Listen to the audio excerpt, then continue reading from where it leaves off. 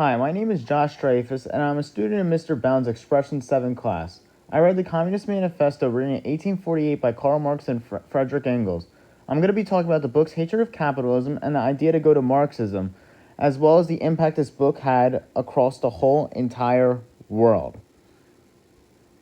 I picked this book due to the liking of history and political philosophy. The Communist Manifesto is one of the founding fathers of some of the biggest atrocities ever. Because of this, it interested me that these atrocities still continue to happen today. Even in modern days, we can still see the book's influence reign from every single part of our world.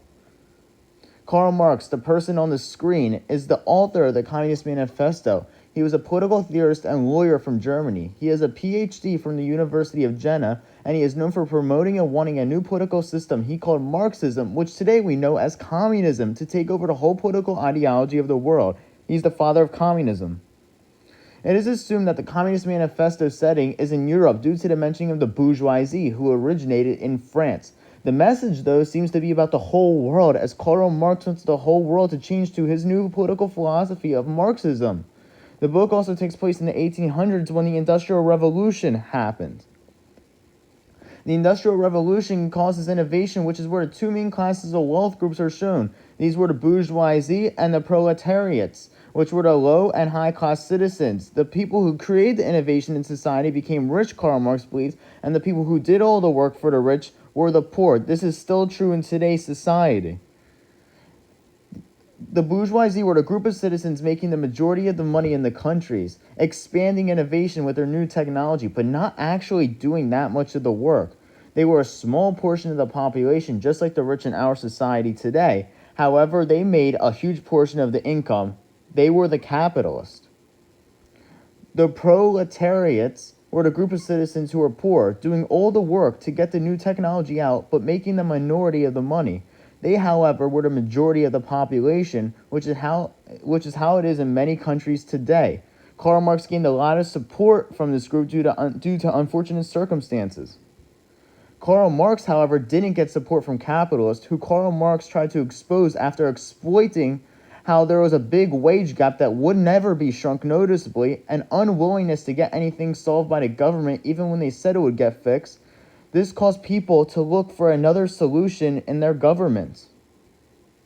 Karl Marx believed capitalism was getting worse and worse over time. He believed the bourgeoisie took advantage of trade routes to bring capitalism overseas to new markets. This increased the trade between certain small groups of people from all markets, helping themselves get rich, but the poor get more poor in the background as they did all the work for the rich people. A characteristic that many countries have taken on is that people fighting a capitalistic government in order to turn it communistic. Karl Marx, though, did not want them to do it peacefully. He wanted them to do it violently, as he thought if they did it peacefully, the government from before would return back. So he thought you had to kill to get what you want. In rich countries, communism usually does not get involved, as it's impossible usually for them to spread their ideology because it's so good in their country. When there have been world events with tons of loss of money, the Communist Party, under Karl Marx's knowledge, has been at the forefront trying to build a revolt to spread their ideology around the globe. The communistic government is really in a good relationship with the working class, as the working class now is in a better proportionate income to the previous rich people. However, on the other hand, this means the rich really hate the communists, as now they're level with the people who usually had less education and weren't born into the rich class. Karl Marx believed in all workers making the same amount of money. Doctors, lawyers, and all high-up jobs would make the same as factory owners. Marx believed it was everyone doing their part to make their country great. Once again, the rich people really didn't like this, as they, once again, were born into this class making so much money before. One of the last ideas was to spread out of the country's populations. Big cities represented were the rich states, so people wanted them to be moved around in a way of showing equality between a new classless system that they had. They wanted to have a even out agricultural zone and industrial zone to show that there was no one with an advantage. The rich also had a hatred of Karl Marx's philosophy. Karl Marx believed that the rich people's land should be taken and used as land for everyone, so basically public land. A huge income tax would annihilate their economic advantage over the working class. Them losing the money would ruin their social influence and political influence. Marx also wanted a strong education system put out, but not one people today are used to. He wanted free education, but education that included industrialization. This is because many of the people were expected to go into the working industry for production and also the army because they were very nationalistic, trying to make their country great. The book's plan on spreading communism has far exceeded what Karl Marx had hoped for. Places such as the Soviet Union, North Korea, and Cuba have all adopted a communistic government in exchange for their previously capitalistic society. These countries have also tried to threaten other forms of government, which is why these countries have had issues with the United States. While looking for a book to choose, I was skeptical whether to do this book.